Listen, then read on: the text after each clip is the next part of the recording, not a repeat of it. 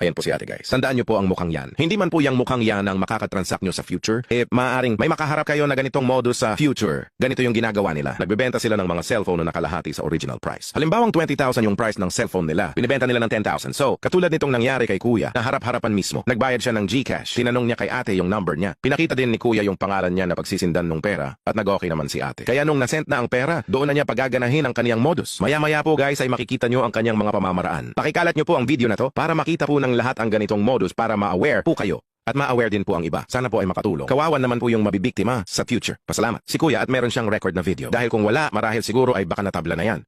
Sali ko na lang po yung Gcash number. Number niya po. 09. Sir, 916. 1. Kung makikita nyo, si ate mismo ang nag-dictate kay kuya ng kanyang number. 8165. Ito na po, ma'am.